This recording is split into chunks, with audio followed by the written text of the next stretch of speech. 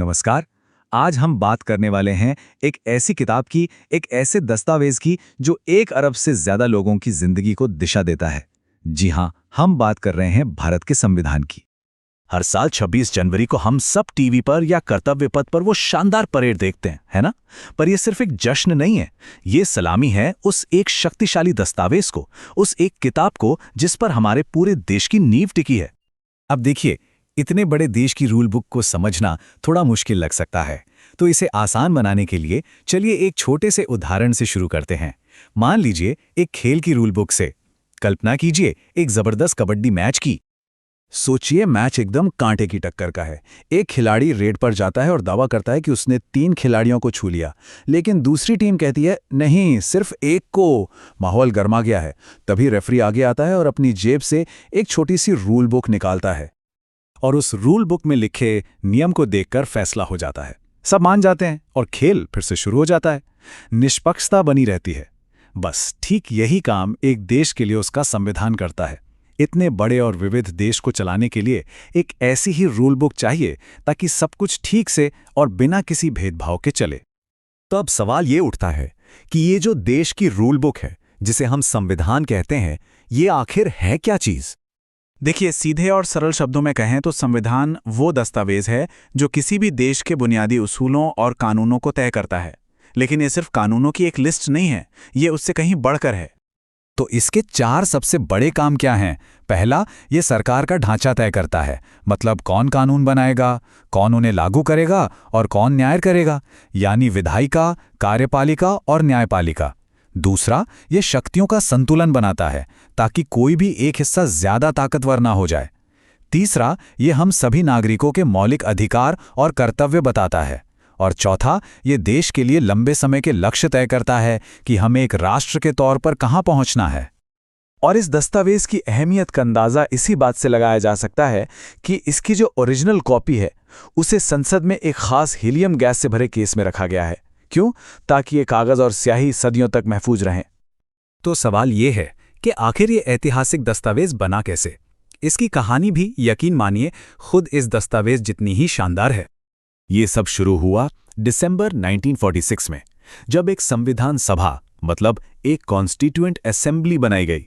फिर लगभग 3 साल तक, जी हां, 3 साल तक चली लंबी बहसों और चर्चाओं के बाद नवंबर 1949 में इसका फाइनल ड्राफ्ट तैयार हुआ।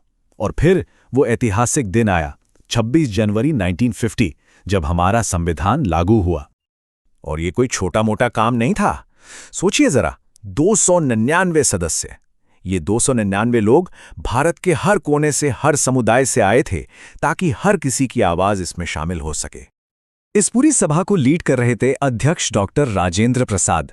लेकिन इसकी जो सबसे जरूरी कमेटी थी, ड्राफ्टिंग कमेटी, उसकी कमान थी डॉक्टर BR अम्बेडकर के हाथों में, जिन्हें हम सब भारतीय संविधान का जनक भी कहते हैं। उस दौर में उम्मीद और जोश कैसा था, इसका अंदाजा डॉक्टर राजेंद्र प्रसाद के इन शब्दों से मिलता है। वो कहते थे कि उन्हें पूरा विश्वास है कि हम जल्द ही अपने देश को महान बना लेंगे, और ये एक ऐसा लक्ष्य है जिसे हम हासिल कर सकते हैं। क्या जबरदस्त आत्मविश्वास था। अब एक और दिलचस्प बात, हमारा संविधान सिर्फ कुछ लोगों के दिमाग की उपज नहीं है। इसे बनाने वालों ने पूरी दुनिया से और भारत की अपनी हजारों साल पुरानी विरासत से प्रेरणा ली। इसके पीछे 3 बड़ी प्रेरणाएं थीं। पहली, हमारे स्वतंत्रता संग्राम के आदर्श। दूसरी, भारत की अपनी प्राचीन संस्कृति और विरासत। और तीसरी, दुनिया भर के दूसरे लोकतांत्रिक देशों के संविधानों से मिली सीख। और ये एक बेहतरीन उदाहरण है कि कैसे इन सब चीजों को मिलाया गया। जैसे फ्रांस की क्रांति से स्वतंत्रता, समानता और भाईचारे के विचार लिए गए, अमेरिका से एक आजाद न्यायपालिका का कॉन्सेप्ट लिया, तो वहीं भारत की अपनी जमीन से वसुधैव कुटुंबकम, यानी पूरी दुनिया एक परिवार है जैसे सिद्धांत भी इसमें शामिल किए गए। क्या कमाल का मिश्रण है। लेकिन रुकिए, हमारा संविधान सिर्फ कानूनों और सिद्धांतों का कलेक्शन ही नहीं है, ये एक कला का नमूना भी है। जी हाँ, जो ओरिजिनल हाथ से लिखी हुई कॉपी है ना, उसके हर पन्ने पर बेहतरीन कलाकारों ने चित्र बनाए हैं। भारत के इतिहास, हमारे महाकाव्यों के दृश्य, ये चित्र कानून को हमारी संस्कृति से सीधे जोड़ते हैं।